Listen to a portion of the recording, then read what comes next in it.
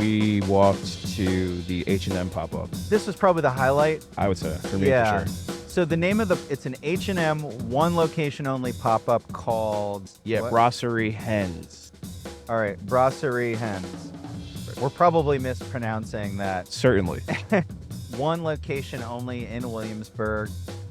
I would describe it as H&M's attempt to enter sort of an elevated brick and mortar experience for their customers. One of the things that the associate, who was really, really helpful when we walked in, she said was that it was H&M trying to go for more of like a luxury experience. So it is seasonal, right? Everything that's in there is changed and rotates based on, you know, what they're trying to do for the season. So right now, obviously, it's focused on the holidays and sort of New Year's Eve and that aesthetic. And the associate told us that starting in January, they're going to be shifting to an athletic sort of athleisure setup in the store. So a lot of the clothes that are there are available in other H&M stores, but there are also a few one-of-a-kind pieces that you can only get in that store. In that vein of the luxury experience, it's the showroom sort of model, right? There's one of every item in the store, and if you want something in your size, you talk to the associate, you engage with them, and then they'll go and find it for you, and sort of that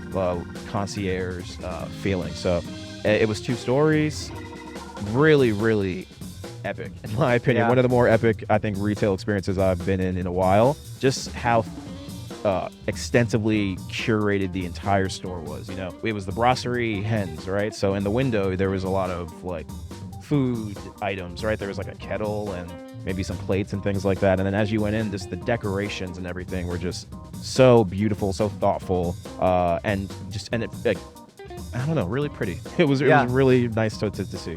There was a setup to do like a selfie station Right. with some background, so we tested that out. We did test it out. Did a little bit of posing. I forced eBerry to do what I'm calling the 80s hip hop pose, both side by side and back to back. Right. Whether we'll release these is TBD. That was on the ground floor. We went upstairs. They had a coffee kiosk being run. We talked to the owner. She and her boyfriend own a coffee shop in Brooklyn that has that one location. Right. And then this is sort of like their satellite within the H&M pop-up. You know, everything was really shiny and silver and sparkly, especially upstairs, which was the more New Year's Eve vibe. And so the other interesting highlight is we checked out the dressing rooms, and in them they have some magic mirror technology. They do. And so the way it works is if you've got a garment, everything's got an RFID tag attached to it. Mm-hmm. You hold the garment up near the mirror. Yeah, you hold the garment up and then it pops up on the mirror, and then you're able to see what sizes of that garment they have in stock, so that there isn't the confusion of the associate running back and forth to the stock room to see what they have. And there's also options for how to style the garment as well. So if for people who might not know what to wear a certain shirt or pants with, they showed you options there, also available in the store.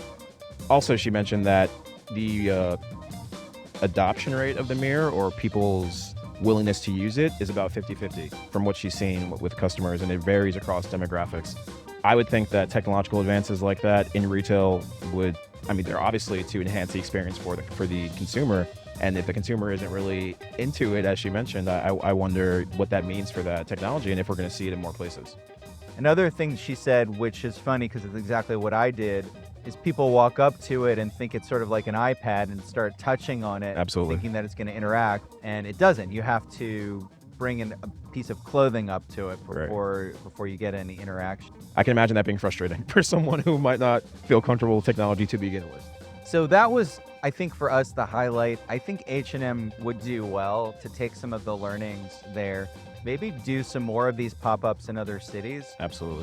They're going to rotate it seasonally, so we've got the opportunity to come back again and see something completely different.